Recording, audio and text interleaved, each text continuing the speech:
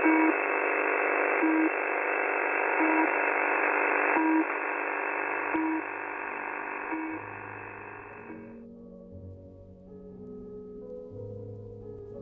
y'all, I've made quite a few changes to the visual style of the game, including a new lighting system and a special shader that allows many different styles on the same material.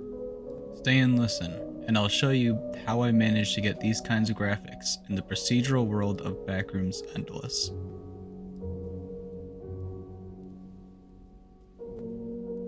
Those of you who watched earlier videos may recall that I wasn't going to do real-time lights, as they'd be a performance nightmare. However, it turns out that this isn't as true as I thought.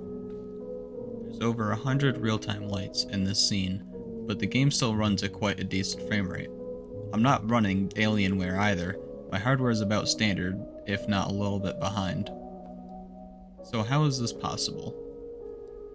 The biggest optimization was switching to a rendering method called Forward Plus. The default setting, Forward, tries to limit the rendering of white lights to 8, but actually spends more processing power trying to enforce that limit than Forward Plus, which just renders it all anyways. Rewriting the shader code also helped a lot. Thanks to the code posted by GitHub user Cyanilux, I can rewrite the lighting code to only consider brightness and color. This removes specular highlights and reflections, which in our case doesn't apply anyways.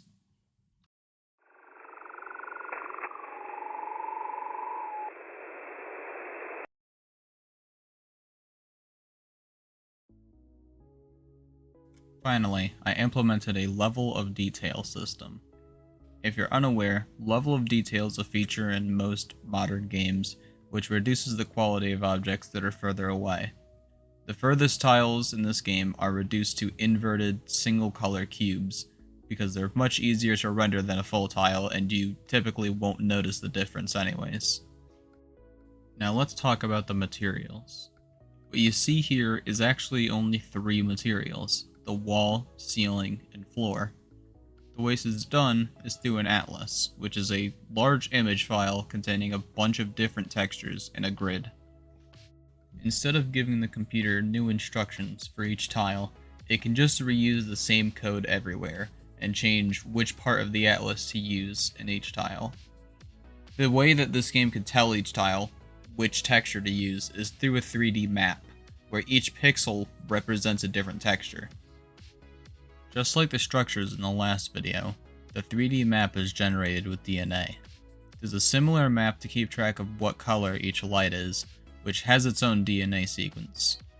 In both cases, you can get a really unique pattern just by typing in a random sequence of letters.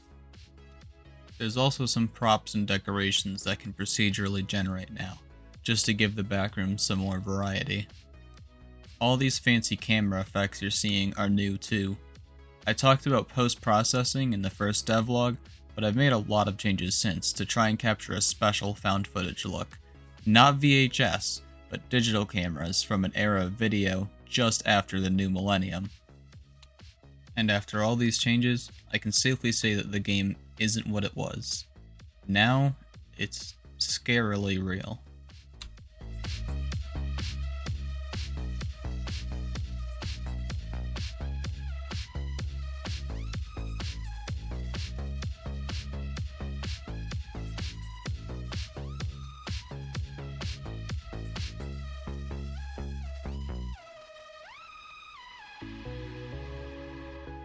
Before I leave again, I want to say thank you to everyone who's taken interest in this project.